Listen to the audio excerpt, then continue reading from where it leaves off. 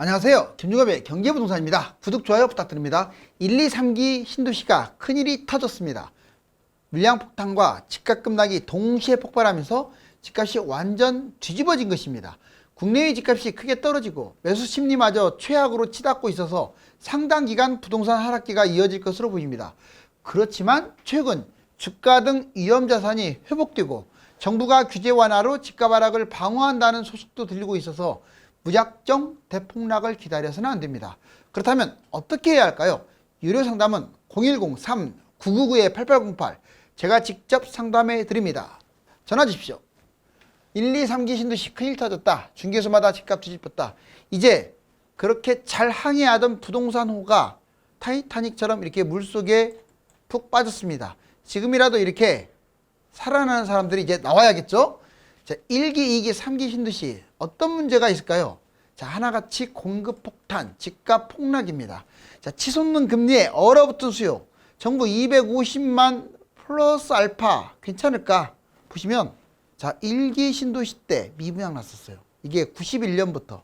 그런데 이제 도중에 횡보하다가 97년 IMF 터지면서 더 떨어졌다가 대략 한 10년 동안 문제가 됐죠. 이게 1기 신도시는 5개밖에 안 되지만 택지지구까지 포함하면 거의 30개 가까이 됩니다. 그 다음에 2기 신도시 역시 미분양 나가지고 난리 났었죠. 대략 2007, 8년 빠르게는 늦게는 2020년까지 거의 10년 이상 분양을 한 거예요. 여기도 미분양 거의 뭐 60, 70% 이상 터졌죠. 자, 그 다음에 3기 신도시가 이제 아직은 미분양이 아닌데 이제 분양을 하고 있습니다. 근데 집값이 막 추락하고 있어요. 아마 1, 2기보다 훨씬 많아요. 자, 여기 보시면 1기 신도시 1991년 이후 30% 미분양, 집값 폭락, 장기 한 10년 동안 하락했죠. 97년 IMF 이후 회복도 안 되고 자, 물량이 계속 터졌습니다. 1기 신도시 택지지구 입주 이러다 보니까 기존 집이 안 팔려서 헐값에 매도하는 일도 이때 벌어졌어요. 자, 1기 신도시 택지지구는 몇 군데 정도 되느냐? 약 30여 곳인데 경기, 인천 일대 약 여기도 10년 가까이 폭락하는, 물론 경기, 인천만 그런 게 아니에요. 서울이라든가 지방도 마찬가지. 그 다음에 2기 신도시 때도 똑같은 현상. 2기 신도시 택지지구 70%가 미분양, 훨씬 더 많아졌죠. 왜? 많이 분양을 했기 때문에 집값 폭락에 엄청난 영향을 줬습니다. 2기 신도시 택지지구 입주할 때 기존 집 안 팔려가지고 헐값에 매도하는 일, 또 2기 신도시 택지지구 집이 안 팔려서 분양을 헐값으로 매도하는 일, 바로 이런 문제가 터진 거예요. 집값이 너무 많이 빠지게 되면 분양권 전매가 가능하거든요. 자, 2기 신도시 택지지구 무려 50여 곳.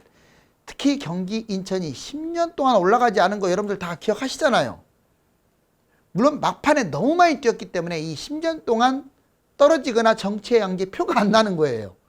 왜? 이 떨어진 것보다 2배, 3배 뛰어버렸으니까. 자, 3기 신도시 미분양 이거 뭐 볼 것 없는 것 같은데요. 지금은 미분양이 아직은 아닙니다. 자, 3기 신도시 택지지구 10년간 분양을 앞으로 쭉 이어갈 거예요.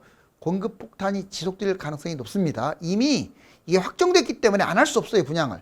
1에서 5년 대세 하락장에 아마 2기처럼 똑같은 사태가 벌어질 거예요. 여기처럼. 3기 신도시 택지지구의 문제는요, 2기 신도시 이 물량이 새 거잖아요. 이게 있는데도 또 수도권에 3기 신도시 더 많은 물량을 터뜨렸다는 거예요. 3기 신도시 택지지구가 약 250만 가구로 2기는 저리 가라예요. 무려 60여 곳. 그러면 경기, 인천, 지방은 완전 난리 날 겁니다. 그렇다고 서울이 안 빠질 것 같아요? 자, 3기 신도시 폭락은 강남 폭락도 가져옵니다. 왜? 물량이 외지에서 터져버리면 안쪽도 떨어질 수밖에 없다 이거죠. 자, 이제 집값 최소 1년간 하락한다. 중개업소는 무려 58%가 하락한다. 국민은 36%가 하락한다. 집값 하락세 하반기까지 계속 이어질 것이라는 게 전체적인 전망입니다. 거의 뭐 유력합니다. 올 하반기, 올 겨울까지는 무조건 빠진다. 이게 정답이라고요. 자, 집값 하락 핵심 지표 이거 보면 알 수 있죠. 분야별 전망을 한번 해보면 자, 먼저 전문가 52%가 하락한다. 31% 보합이다. 17%는 상승한다. 자, 압도적으로 하락이 많고 중개업소 자, 58% 하락, 33% 보합, 상승 9% 여기 나와 있듯이 자, 그 다음에 국민 35.4% 하락, 40.3이 보합, 상승은 24.3. 전반적으로 하락이 상승을 압도하는데 이게 참 신기한 게 최근 6년간 아주 전망에서 가장 하락 비율이 높아진 거예요. 특히 다른 나라 집값이 떨어지고 위험자산인 주식이 하락한 게 컸습니다. 해외 지표 볼까요? 금리 인상 한국 2.25, 미국 2.50, 올 연말이면 3에서 4% 사이로 포진될 거예요. 물론 금리는 역전됐지만 바로 이 금리가 올라가면 집값은 떨어질 수밖에 없어요.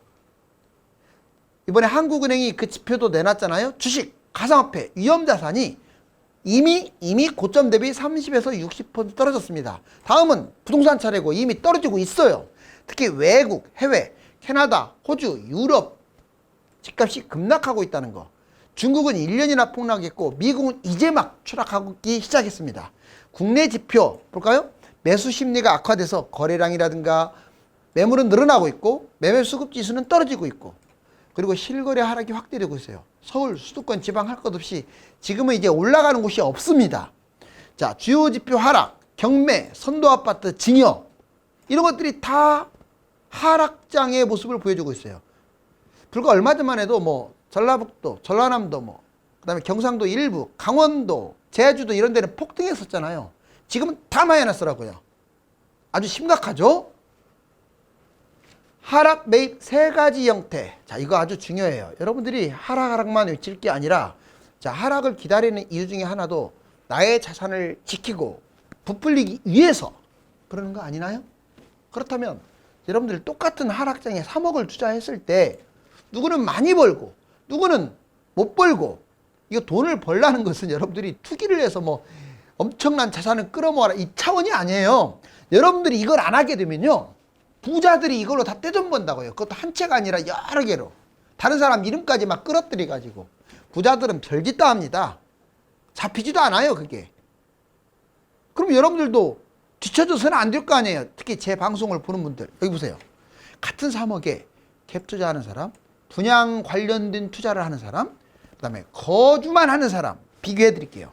자, 실거주가 아마 폐지될 거예요. 이미 지방은 폐지됐고 아마 제 생각은 빠르면 다음 달 정도에서 수도권이 폐지될 가능성이 커요. 집값 떨어지는데 조정지역 이런 거 안 없애겠어요? 다 없애지. 그 다음에 서울 없애겠죠. 자, 하락장 조정, 투기과열지역 해제되면 실거주가 없어지는 거예요. 예전에 서울도 하락장마다 없어졌어요. 실거주가. 자, 여기 보세요. 주요 지역은 강남도 없어지고 서울, 경기 중심, 경기 지방 중심. 즉, 뭔 말이냐. 갭 투자를 할 때는 강남, 서울, 경기 중심, 지방 중심 위주로 해라 이런 말이에요. 아무 데나 하지 말고.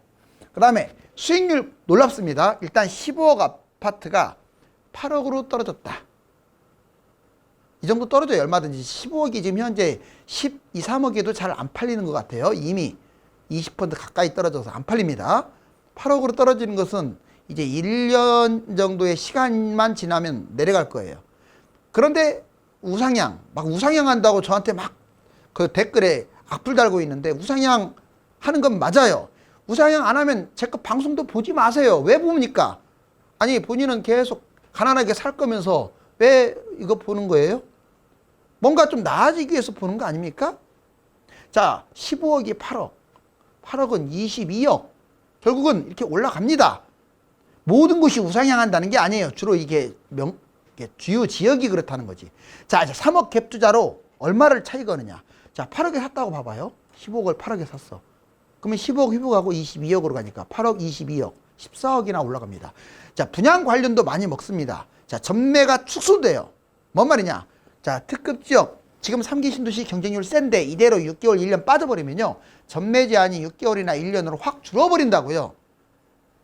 지금 5년, 7년 했던 전매 제한이 주요 지역은 강남, 서울, 대단지, 3기 신도시가 핵심이고요. 지방도 분양가가 싼 중심 지역이겠죠.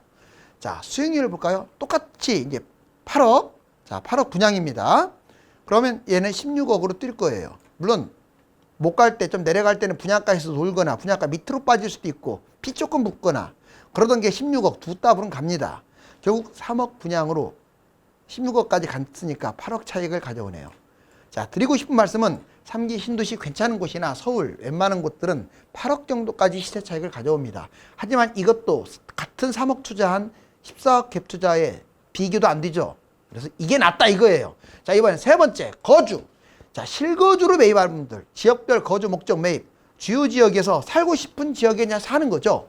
자, 수익률 한번 비교해 볼까요? 지금 현재 5.5억짜리가 떨어진다면 뭐 지역마다 다르지만 3억 정도로 떨어지고, 결국 다음에 5.5억 하고 끝날 수도 있는데 그냥 8억으로 올라갔다고 치자고요. 떨어진 것만큼.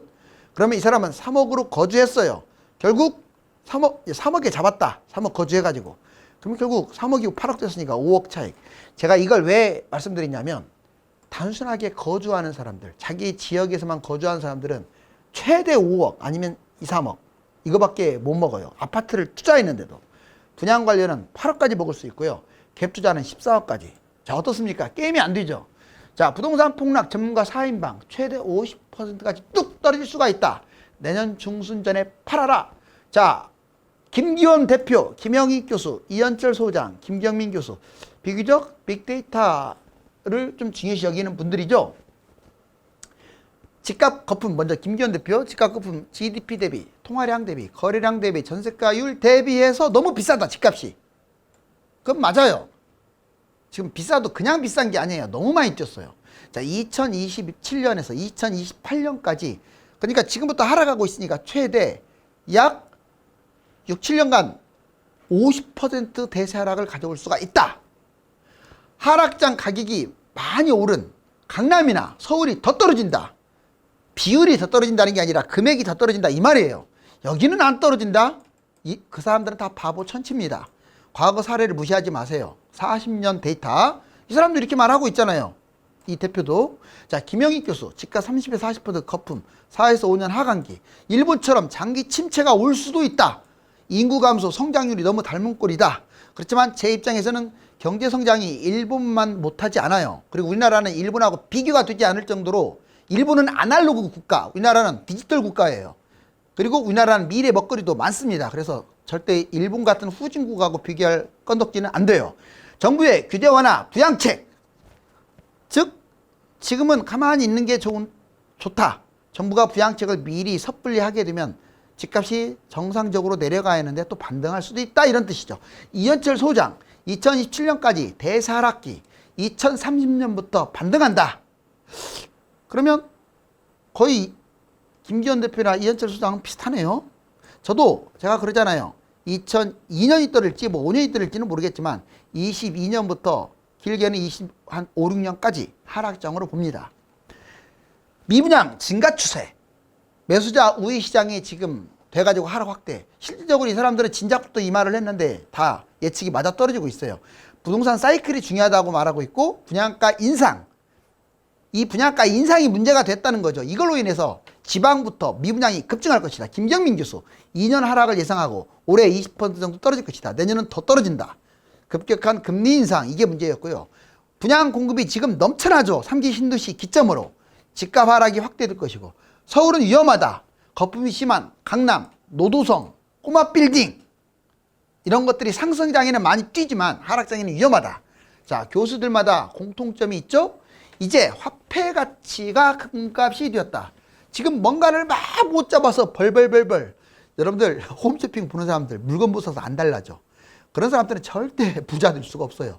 자, 홈쇼핑 당장 끊으세요. 특히 돈이 많은 분들이야 뭐 보든 말든 상관없는데, 돈이 많지 않은 분들은 홈쇼핑에 중독돼 가지고 가난을 면치 못합니다. 이것도 똑같아요. 자, 돈 있는 꼴을 못 보는 거예요. 뭔가를 사야 돼 자꾸. 그런데 무슨 하락장에 집을 사겠어요. 자, 코로나 전후에 5년간 화폐 가치가 낮아진다. 그렇죠. 코로나 이게 전에도 금리가 그렇게 조금씩 분위기가 안 좋으니까 인하됐고, 그전에도 별로였잖아요. 그런데 이제 한 5년 동안 화폐 가치가 안 좋았던 까닭은 집값도 그렇게 많이 안 뛰었어요, 사실상. 뭐 경기도도 10년 동안이나 집값이 정체됐으니까. 그리고 주식도 한 2000에서 계속 10년 동안 놀았죠. 보세요. 코로나 팬데믹으로 전 세계 무한 양적 완화. 이제 코로나가 터지면서 달라졌어. 전 세계가 무한적으로 돈을 찍어낸 거예요. 통화량이 많이 늘어나다 보니까 화폐 가치가 하락된 거야. 기준금리와 은행 대출금리가 최악이에요. 금리 인하로 인해서. 자, 부동산, 주식, 가상화폐 등 위험자산에 투자를 해버린 거예요, 사람들이. 당연히 투자를 해야겠죠. 왜? 돈 가치가 떨어졌으니까. 자, 위험자산 급등. 당연히 이런 것들이 2배 뛰고 막 주식도 1,400까지 같은 게 막 3,000대로 뛰고 가상화폐 10배 뛰고 뭐 난리 났었죠. 자, 위험자산 급등으로 거품이 발생하고 그러면서 거품이 지금 엄청 빠졌죠. 최근에 올라간다고 해서 장담 못해요. 자, 투자 위험 신호를 이미 얘기는 했습니다. 지금부터 이제 앞으로 5년은 이럴 거예요. 이제 현재 상황부터 이미 화폐 가치는 최고입니다. 왜냐? 돈 가치가 최고라는 얘기는 주식이라든가 부동산이라든가 가상화폐 아주 나쁘다는 거예요. 그게 떨어졌다고 해도 형편없다는 거죠. 자, 돈만 있으면 나중에 더 떨어졌을 때 언제든지 잡을 수가 있다. 통화량 급증으로 전례 없는 물가가 올라갔습니다. 자, 한국과 미국 2년간 약 3에서 4%까지 기준금리가 인상될 것으로 보여지고요. 대략 한 3%에서 놀 것 같아요. 기준금리. 미국 긴축정책, 지속적인 돈 수거, 돈 가뭄이 이어집니다. 즉 화폐 가치가 최고라는 거죠.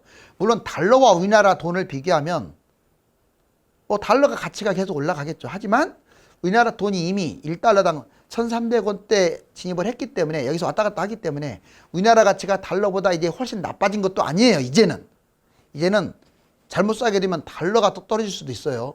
왜냐? 너무 이렇게 올라왔기 때문에. 자산 붕괴하면 현금으로 위험자산의 집중 매입. 이제 지금부터 빠지기 시작하잖아요. 붕괴하면은 왕창 잡으세요. 부동산을. 현금만 끝까지 갖고 있으면 안 돼요. 결론적으로 집값이나 위험자산이 많이 떨어졌을 때는 돈으로 사야 돼요. 그 다음에 이런 것들이 거품이 너무 심하면 현금을 보유해야 돼요. 계속 끝까지 현금만 보유하고 부동산은 매수 안 하면 거지 됩니다. 거지. 자, 넘길까요? 자, 부동산 부양책 집값 올릴 수 있을까요?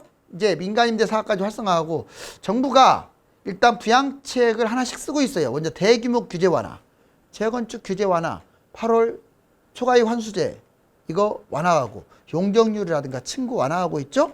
자, 규제 해제, 조정지역 이거 지방부터 풀었지만 이제 경기도 서울 순으로 풀어줄 거예요. 분양가 상한제 풀었고 대출 제한 점점 확대할 겁니다. 가계 문제만 안 생긴다면. 문제점, 집값 이제 하락이 시작됐어요. 하락한 지 얼마 안 되잖아요. 길어봤자 세종이 1년이고 수도권은 6개월 정도.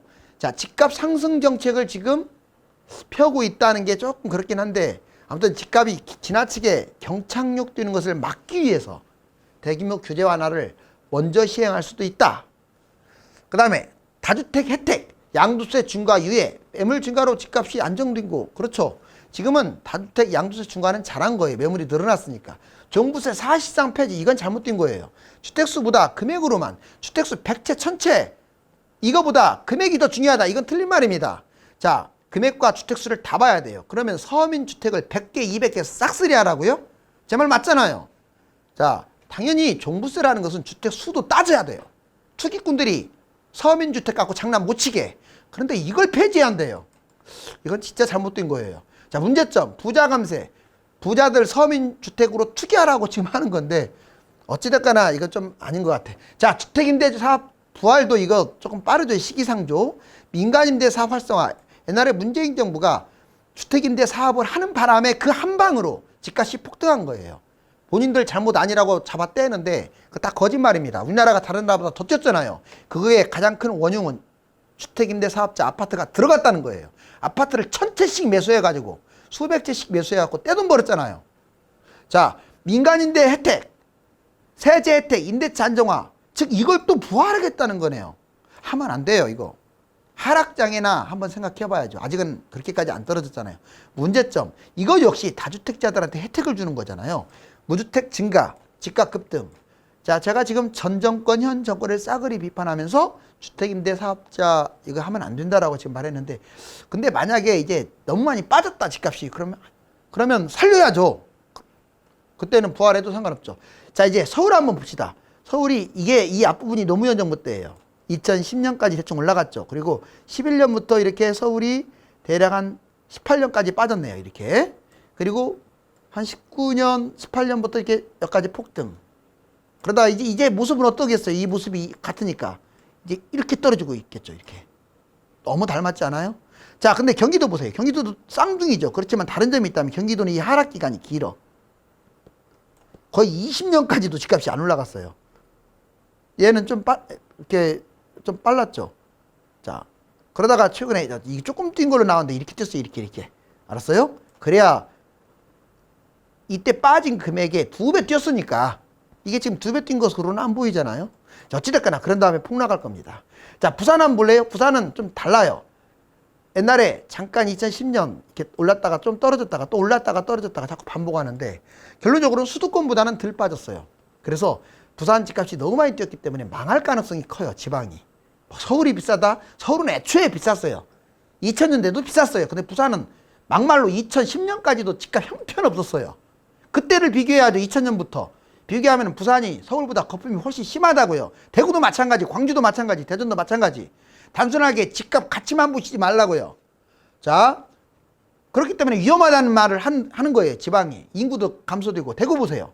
대구는 더 심각합니다. 자, 이렇게 2010년에서 13년까지 서울처럼 좀 빠지다가 그 다음부터는 계속 올라가기만 했어요. 부산보다도 훨씬 많이 뛰었네요. 그러니까 지금 대구가 6개월 이상 빠지면서 계속 폭락하고 있는 거죠. 중개업소 하락 전망 58%. 2030도 매수가 급감. 자, 중개업소가 이렇게 떨어진다. 보합이 33%. 올라간다는 건 액에 10%도 안 돼요. 올해 하반기는 떨어질 가능성이 높습니다. 자, 생애 최초 매수자들 보세요. 자, 2020년부터 30%부터 2030, 20대, 30대들이 집을 매수한 게 30%에서 40% 사이를 매수했는데 6월달 보세요. 제일 적네요, 지금. 지금이 제일 적어요. 거래도 없고. 왜? 가계대출, 금리 인상, 이러니 누가 집을 잡으려고 하겠어요. 자, 결국 집값은 추락할 수밖에 없는 구조네요. 경매도 찬바람입니다. 112, 96, 낙찰가율, 낙찰률 56.1에서 26.6으로 반토막 났어요. 그리고 여러분들 한국은행에서 기준금리를 약 1포인트 정도 올라가면 2년 뒤에 집값이 2.8% 하락한다. 자, 1차 년도 때는 덜 빠져요. 근데 지금 금리 인상을 하게 되면 내년부터 이제 1차년 올해보다는 그 다음이 많이 빠진다 이거예요. 더 많이 빠졌네요. 그리고 여기서 말하는 1%, 2%는요. 우리가 말하는 1%, 2%가 아니라 뭐 20, 30% 동그라미 하나 붙이면 돼요. 동그라미 하나를 붙이면 된다고요. 자, 1% 기준금리가 올라가면 최소 10%가 폭락한다, 집값이. 자, 그 다음 여기 보시면 이제 세종이 가장 많이 빠질 거고 대전, 경기, 대구, 인천, 부산, 전남, 서울. 특히 도시들이 많이 빠진다. 왜? 거품이 심하니까. 자, 서울 아파트 여기 보세요. 자, 마침내 서울이 이렇게 계속 추락하면서 마이너스 0.07이야. 자, 서울 빌라. 좀 반등했던 이유가 있어요. 이게 막 들쑤셨잖아요. 재개발이 어떻고 막 하면서. 결국은 추락하는 거 보세요. 이제는 빌라 시대 끝났어요. 막연한 빌라 기웃거리지 마세요. 자, 그 다음에 여기 보시면 매수 심리가 이렇게까지 떨어졌네요. 그동안에 끊임없이 달궜던 이 부동산 너무 시뻘겋네요. 이제 서서히 냉각되면서 나중에 얼음장이 될 가능성이 높은데 조심하시기 바랍니다. 부동산이 6개월 혹은 1년에서 2년은 아니면 장기 하락 어떤 흐름으로 이어질지는 국내외 주요 지표와 경기의 흐름을 지켜보아야 합니다. 시간이 해결해 줄 문제가 있을지라도 관심의 끈은 놓아서는 안 됩니다. 감사합니다.